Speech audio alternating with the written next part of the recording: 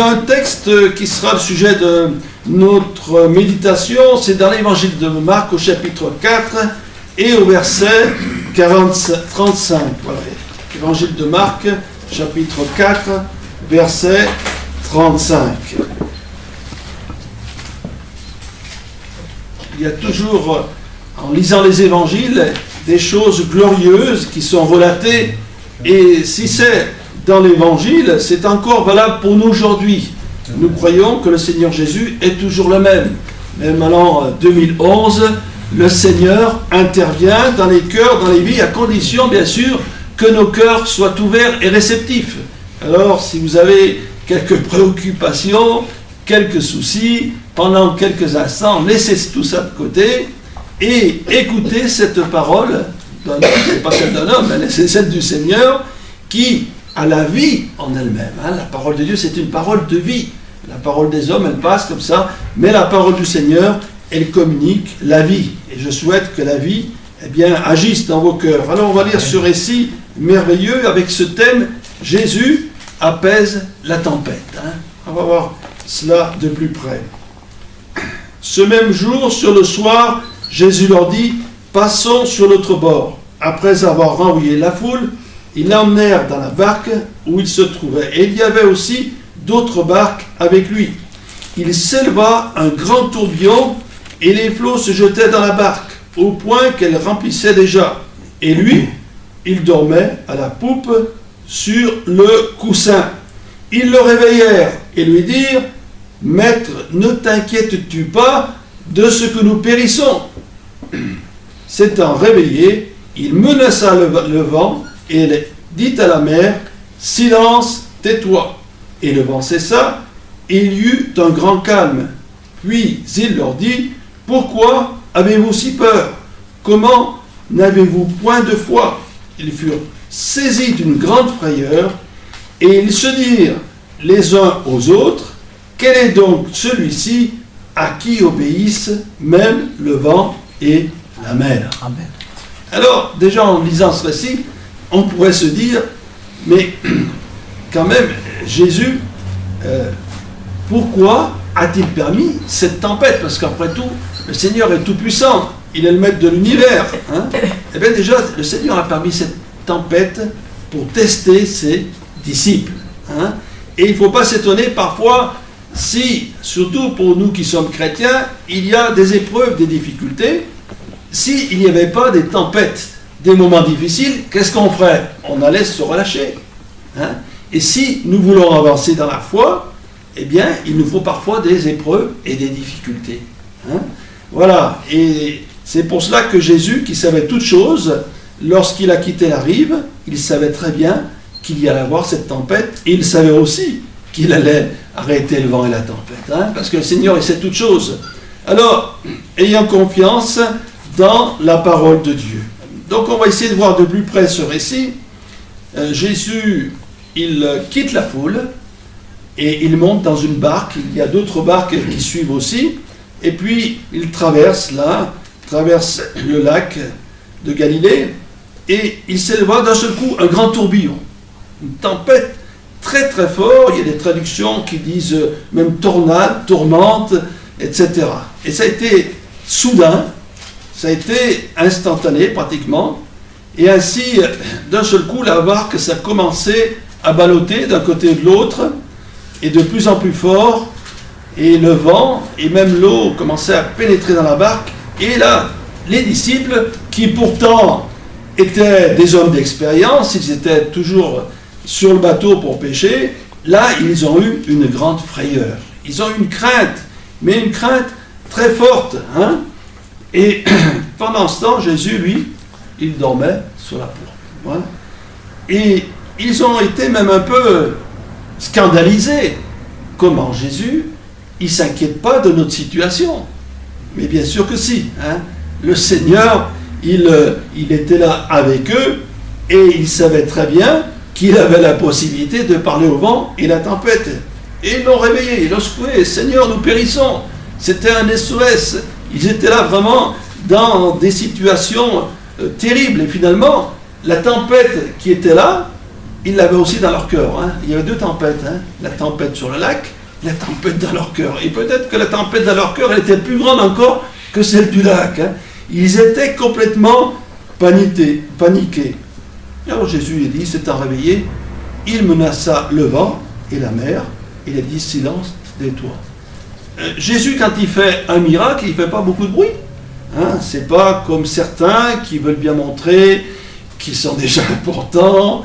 Jésus, il dit un mot, paf, le vent s'arrête, c'est calme, et la mer aussi. Et ça nous montre que le Seigneur est au-dessus des éléments déchaînés et qu'il a le pouvoir de calmer la nature. Hein. Dans un autre texte, il est dit que Jésus marcha sur les eaux. Hein. Et c'est extraordinaire de savoir que nous avons un Seigneur si puissant. Amen. Si puissant qu'il commande à la nature et la nature lui obéit. Voilà. Et ça, c'est bon à savoir, la puissance et l'autorité de Jésus. Et ainsi, eh bien, les disciples ont été surpris. Hein? Alors, ce qui est important, eh bien, c'est vraiment de croire en la grâce et en la puissance du Seigneur. Pour les disciples, ils savaient qui était Jésus, et bien que la tempête soit forte, ils ont été quand même paniqués à l'extrême. En réalité, qu'est-ce qu'ils auraient dû faire, les disciples? Ils auraient dû dire à Jésus, Jésus, toi qui es tout puissant, calme le vent et la tempête. Mais là, c'est le contraire. T'inquiète-tu pas que nous périssons, comme si Jésus allait les abandonner. Hein? Est-ce que vous croyez que même si vous êtes en grande difficulté, le Seigneur va vous abandonner? Pas du tout. Le Seigneur est un Dieu d'amour. Et là, il voulait simplement tester les disciples, mais il n'avait pas la pensée de les inquiéter. Jésus nous dit de nous inquiéter de rien. De nous inquiéter de rien. Et de tout remettre à lui qui est capable de changer les temps et les circonstances. Donc les disciples, ils ont fait là, on peut dire, leur preuve du manque de foi, du manque de confiance en le Seigneur. Voilà, simplement. Et c'est pour ça que Jésus les a repris un peu sévèrement. Pourquoi t'inquiètes-tu pour ce que nous périssons? Voilà ce qu'ils avaient dans leur cœur. Et lorsqu'on passe, c'est certes par des moments difficiles, par des épreuves, on a un peu la même réaction que les disciples. On regarde plus à l'épreuve et la difficulté qu'à la puissance de Dieu. Alors, cher ami, est-ce que tu regardes à tes problèmes et tu y penses tout le temps? Ou est-ce que tu crois que le Seigneur Jésus est tout puissant? Voilà, on ne peut pas faire les deux. Ou on regarde en haut, ou on regarde en bas. Si on regarde du milieu, ça n'existe pas. Hein? Alors, je t'invite à regarder au Seigneur, qui est tout puissant pour intervenir dans la tempête. Alors, il y a, c'est vrai, toutes sortes de tempêtes dans la vie. Une tempête, donc c'est un événement soudain qui t'arrive, et tu n'es pas maître de cet événement, c'est une mauvaise nouvelle.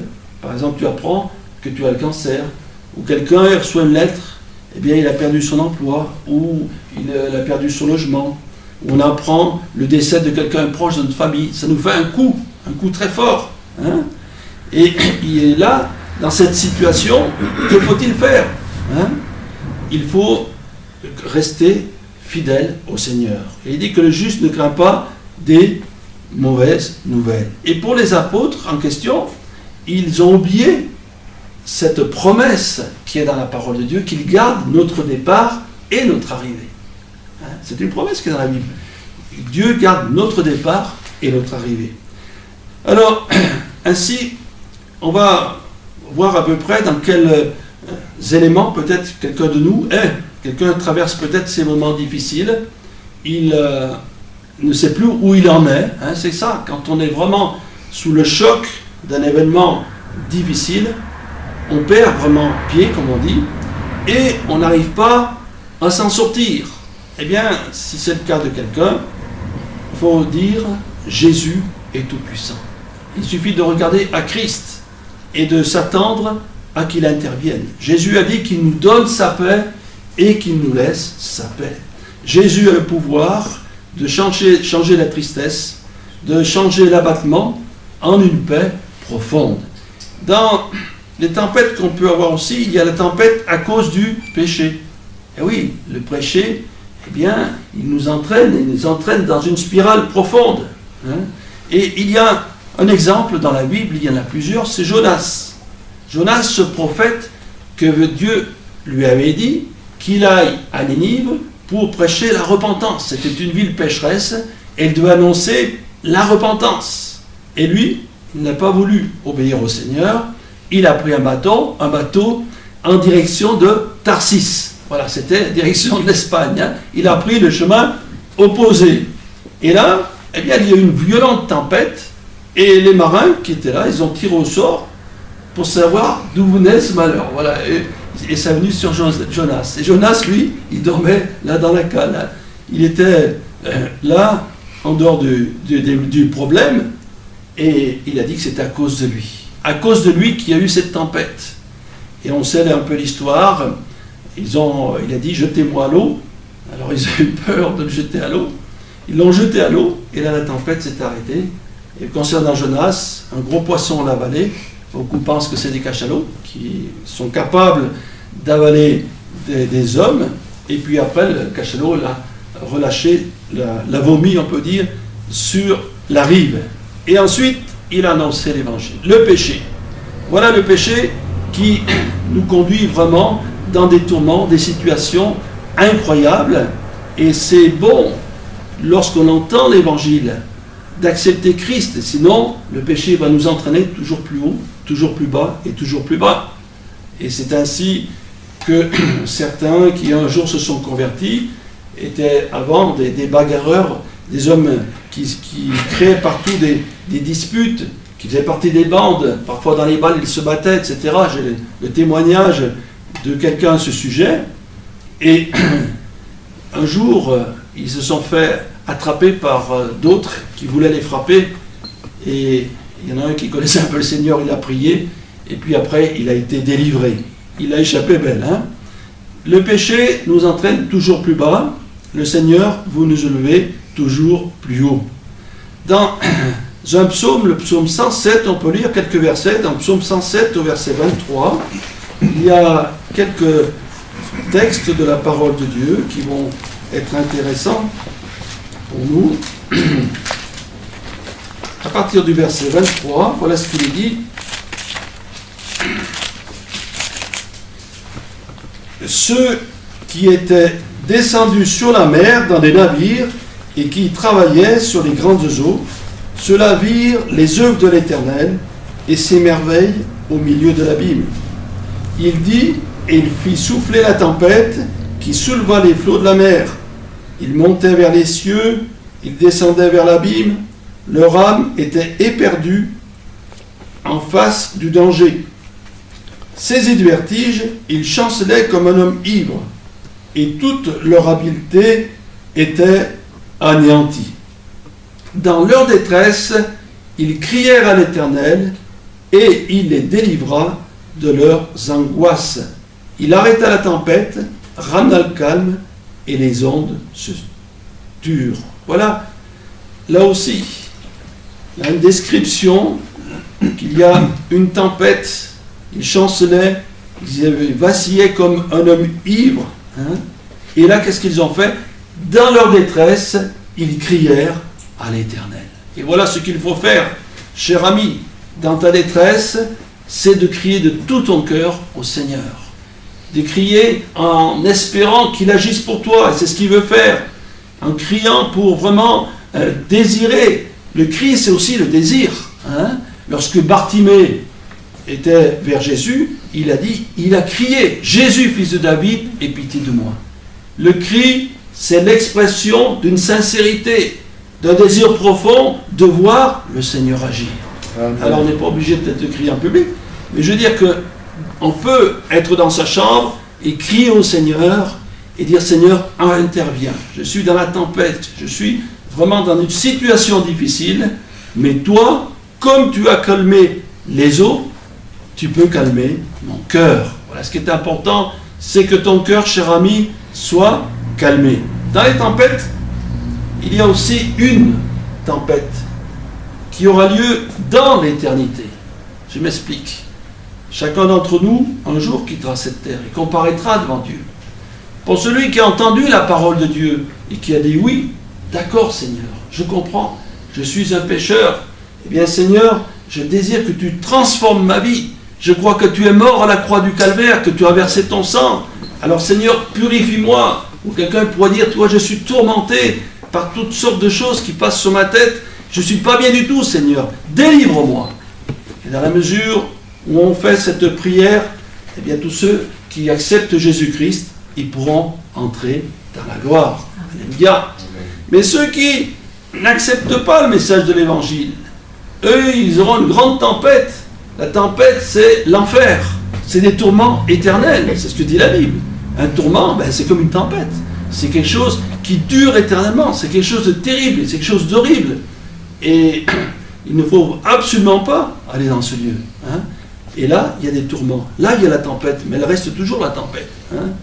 Alors, le beau message de la grâce et de l'amour de Dieu, il est pour nous encore aujourd'hui. Ces disciples, ils avaient Jésus dans la barque. Et nous pouvons, nous, mettre Jésus dans notre barque. Même si elle n'est pas là physiquement, la barque, c'est notre cœur. Et si Jésus est avec nous, comme il était avec ses disciples, qu'est-ce qu'on risque? Jésus, il est là. S'il y a une tempête, il sera là. S'il y a une difficulté, il va nous soutenir. Il va nous fortifier. Vous ne croyez pas que Jésus peut le faire? Voilà. C'est formidable. Jésus dans la barque, quelle que soit la tempête, quelle que soit la mauvaise nouvelle, eh bien, on peut continuer la route. Parce qu'il saura nous consoler, il saura parler à notre cœur et nous apporter sa paix. Donc Jésus transforme la vie. Et l'évangile, c'est pas simplement un enseignement, mais c'est la puissance de Dieu qui est capable, cher ami, à transformer ton cœur, à te libérer de tes chaînes, de peut-être de tes préjugés, de ton passé. Il y a des fois c'est le passé qui nous suit. On a vécu des choses difficiles et on n'arrive pas à s'en débarrasser. C'est comme une tempête. Et bien Jésus veut décharger tout cela. Jésus t'a dit, venez à moi, vous tous qui êtes fatigués et chargés, et je vous donnerai du repos. C'est important de faire ceci, de dire je me décharge auprès du Seigneur. Une fois pour toutes, Seigneur, j'ai ce problème, j'ai cette difficulté depuis des années, je ne veux plus la garder. Seigneur, je la porte à tes pieds, je me décharge. Tu disais dans ta parole de me décharger, je me décharge. Amen. C'est ça. Il nous faut parfois prendre nos décisions et vraiment être ferme dans ces décisions. Voilà, l'important c'est la fermeté. Je désire que tu agisses dans ma vie. Je désire, Seigneur, que tu me libères de mes fardeaux et de tout ce qui tracasse ma vie. Jésus, donc, avec les disciples, est parti d'une rive.